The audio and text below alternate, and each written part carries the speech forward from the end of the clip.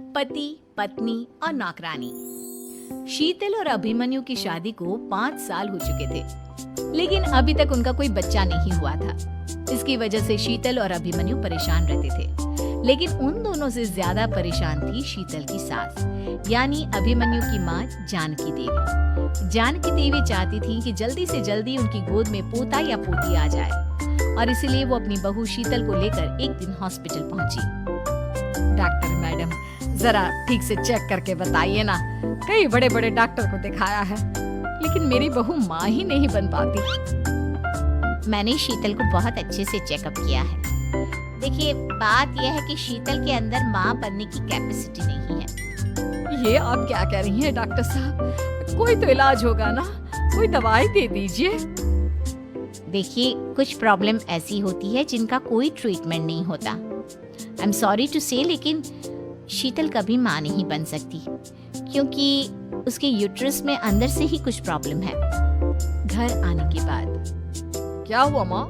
कहाँ लेकर गई थी आप शीतल को? अरे कहाँ लेकर जाती, डॉक्टर मैडम के पास ले गई थी, लेकिन तेरी बीवी तो कभी माँ बन ही नहीं सकती।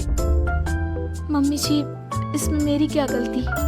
अगर अंदर से कोई प्रॉब्लम है तो उसमें मैं भी कुछ नहीं कर सकती। जानती हूँ, ये बात डॉक्टर के मुंह से सुन चुकी हूँ। अब दोबारा मेरे सामने इस बात का गाना मत गा। माँ, परेशान होने की जरूरत नहीं है, सोचते ना कुछ। अरे क्या सोचेगा तू? जब डॉक्टर कह चुका है कि तेरी बीवी माँ नहीं बन सकती, तो पता क्या सोचेगा तू? कहाँ से लाएगा बच्चा? माँ, ये तो मैं भी नहीं जानता। अभिमन्यु, क्यों ना हम अनाथ आश्रम से एक बच्चा गोद ले आए? क्या फर्क पड़ता है बच्चा हमारा हो या गोद लिया हुआ? आई बड़ी बातें बनाने वाली। क्या फर्क पड़ता है? अरे क्यों फर्क नहीं पड़ता? मुझे इस वंश को आगे बढ़ाने के लिए मेरे बेटे का खून चाहिए, किसी दूसरे का नहीं। लेकिन माँ, अब जानती है कि ये अब पॉसिबल नहीं है। मैं कुछ नहीं जानती। मैं किसी पराये की औलाद को इस घर में अपना पोता या पोती बन के बढ़ता हुआ नहीं देख सकती। मेरा वंश मेरे बेटे के खून से ही आगे बढ़ेगा। लेकिन मम्मी जी, ऐसा कैसे हो पाएगा? आप अच्छी तरह जानती है ना, मेरा और अभिमन्यु का बच्चा नहीं हो सकता। तो मैं अपने बेटे की दूसरी शादी करवाऊंगी, और अपनी दूसरी बीवी से ये मुझे बच्चा पैदा करके देगा। ये आप क्या कह रही हैं माँ? मैं किसी और से शादी नहीं करने वाला। मेरे रहते हुए आप अभिमन्यु की शादी किसी और से करवाएंगी? मम्मी जी, आप ऐसा कैसे कर सकती हैं?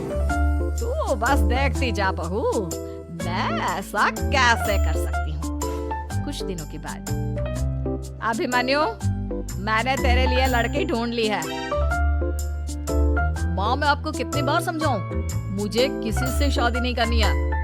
पहले मेरी बात सुन। ये जो चमेली है ना, हमारे घर में काम करने आती है, वो तुझसे शादी करने के लिए तैयार है। मम्मी जी, आप अभिमन्यु की शादी एक नौकरानी के साथ करवाएंगी? वो इसलिए क्योंकि चमेली दिखने में बहुत खूबसूरत है, बच्चा भी सुंदर ही होगा। मम्मी जी, लेकिन एक बच्चे के लिए अपने बेटे की शादी नौकरानी के साथ करवाना, क्या ये सही है? अगर अभिमन्यु ने शादी नहीं की ना, तो मैं अपनी जान दे दूंगी।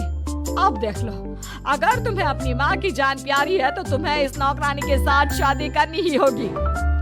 इस तरह जानकी देवी अपने बेटे अभिमन्यु की शादी नौकरानी चमेली के साथ करवा देती है। कुछ दिनों के बाद, नौकरानी से मालकिन बन के तो मजा आ गया। अब तो मैं इस घर की मालकिन हूँ।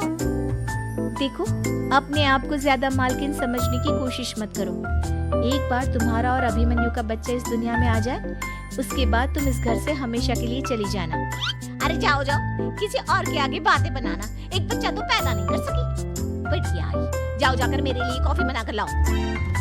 नौकरानी मैं हूँ या तुम? मम्मी जी, देखिए ना शीतल मुझसे किस तरह से बात कर रही है। शीतल, तुम्हें पता है ना चमेली प्रेग्नेंट है, मेरे बेटे के बच्चे की माँ बनने वाली है। वो जैसा कहती है वैसा करो। लेकिन मम्मी जी, वो मुझे नौकरों की तरह ट्रीट कर रही है। अरे तो करेगी ना, वैसे भी बहू तुम हो किस काम की? एक बच्चा तो पैदा नहीं कर सकती। जाओ अब घर के सारे काम करो और चमेली को आराम करने दो। थैंक यू मम्मी जी, भगवान आपका भला करे। आप नहीं होती तो मैं नौकरानी से महारानी कैसे बनती? देखो, तुम्हें जो चाहिए सब मिलेगा। खूब खाओ